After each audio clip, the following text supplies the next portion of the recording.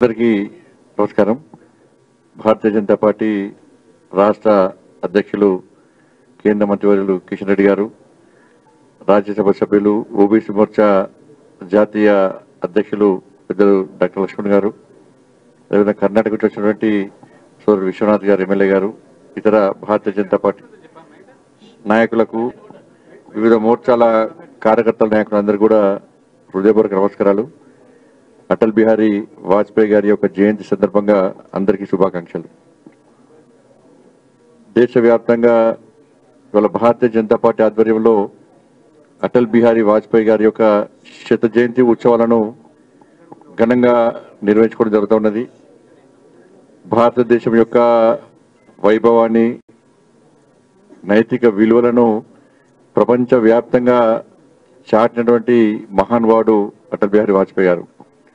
ఇంతకుముందు పెద్దలు లక్ష్మణ్ గారు చెప్పినట్టు ఇలా భారతీయ జనతా పార్టీ కార్యకర్తలకే కాకుండా ఈ దేశ ప్రజలకు ఒక స్ఫూర్తి ప్రదాత అటల్ బిహారీ వాజ్పేయి గారు. అందుకే అటల్ బిహారీ వాజ్పేయి గారి జయంతి సందర్భంగా రాజకీయాలకు అతీతంగా అన్ని పార్టీల నాయకులు వారిని స్మరించుకోవడం, వాళ్ళని తలుచుకోవడం, వారిని స్ఫూర్తిగా తీసుకొని ముందుకు సాగడం, అటువంటి ఒక గొప్ప మహనీయుడు అటల్ బిహారీ వాజ్పేయి గారు. కాబట్టి దేశం యొక్క శక్తిని, సామర్థ్యాలను ప్లస్ అభివృద్ధి విషయంలో కూడా ఒక స్ఫూర్తిదాయకమైన పాత్ర పోషించి రాబోయే తరాలను కూడా ఆలోచించే విధంగా చేసినటువంటి ఒక గొప్ప వ్యక్తి అటల్ బిహారీ వాజ్పేయి గారు. కాబట్టి పోఖ్రాన్ అణుపరీక్ష విషయంలో కానీ, అభివృద్ధి విషయంలో, చతుర్భుజి హైవేస్ విషయంలో, అన్ని విషయాల్లో కానీ, గ్రామీణ సడక్ యోజన ఈరోజు గ్రామాలకు రోడ్ల సౌకర్యం కల్పించిందంటే అటల్ బిహారీ వాజ్పేయి గారు చూడండి. కాబట్టి పదవులకు ఆశపడకుండా ఇవాళ ఆ పరిస్థితుల్లో ఏఐటీఎంకే జయలలిత గారు మద్దతు ఉపసంహరించుకున్నప్పుడు కూడా ఇతర పార్టీల నాయకులు భారతీయ జనతా పార్టీకి వచ్చి మద్దతు తెలిపే ప్రయత్నం చేస్తున్నప్పుడు కూడా దాన్ని కాదని వాళ్ళ ప్రజల వద్దకే వెళ్తా అని చెప్పి తిరిగి ప్రజా తీర్పు కోరి అధికారంలోకి వచ్చినటువంటి గొప్ప మహనీయుడు అటల్ బిహారీ వాజ్పేయి గారు. కాబట్టి అప్పటి నుంచి ఇప్పటి వరకు కూడా వారిని స్ఫూర్తిగా తీసుకొని మనం ముందు పోతున్నాం. డాక్టర్ శ్యామా ప్రసాద్ ముఖర్జీ, పండిత్ దీన్ దయాళ్ ఉపాధ్యాయ లాంటి ఆ మహనీయుల యొక్క ఆలోచనకు అనుగుణంగా ప్రజాస్వామ్య ఫలాలు అట్టడుగు ప్రజలకు అందాలని చెప్పి ఒక లక్ష్యంతో వారైతే పిలుపునిచ్చారో దాన్ని తూచా తప్పకుండా అమలు చేసినటువంటి ఒక గొప్ప వ్యక్తి అటల్ బిహారీ వాజ్పేయి గారు. కాబట్టి ఆ మహనీయుని యొక్క జయంతి వేడుకలను జరుపుకోవడం చాలా సంతోషం. దాంతోపాటు బాబాసాహెబ్ అంబేద్కర్ గారిని స్ఫూర్తిగా తీసుకొని వారి యొక్క ఆలోచనకు అనుగుణంగా కూడా ఈరోజు మనం ముందు పోయే ప్రయత్నం చేస్తున్నాం.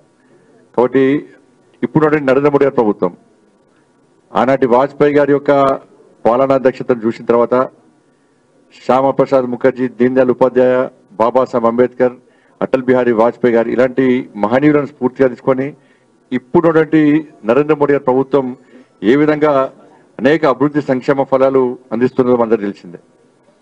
ఇవాళ రోడ్ల విషయంలో ప్రతి సంక్షేమ పథకం పేదల యొక్క ఆలోచనను అర్థం చేసుకొని ఎన్నికల్లో ఏ హామీ ఇవ్వనప్పుడు కూడా ప్రజల ఆలోచనలను, ప్రజల కష్టాలను, బాధలు తెచ్చుకొని ఏ విధంగా అభివృద్ధిని మనం ముందుకు తీసుకుపోతున్నామో ఇలా దేశ ప్రజలు ఆలోచిస్తూ ఉన్నారు. ఇవాళ నాటి కేసీఆర్ కానీ, నేటి రేవంత్ రెడ్డి గారు కానీ 70mm సినిమాలు, గ్రాఫిక్ సినిమాలు చూపెట్టి ఏ విధంగా ప్రజలు మభ్యపెడుతారో ఇలా తెలంగాణ సమాజం అర్థం చేసుకోవాలి.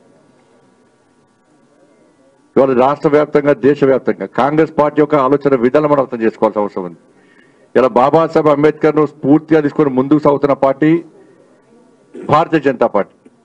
కానీ దానికి భిన్నంగా ఈ రోజు అబద్ధాలు ఆడుతూ, లేనిపోని అబద్ధాలు సృష్టిస్తూ, అబద్ధాలు ప్రచారం చేయడంలో ఆస్కార్ కంటే పెద్దవాడు ఉంటే ఇవ్వాల్సింది కాంగ్రెస్ పార్టీకి. అడుగడుగునా బాబాసాహెబ్ అంబేద్కర్ అవమానించింది కాంగ్రెస్ పార్టీ.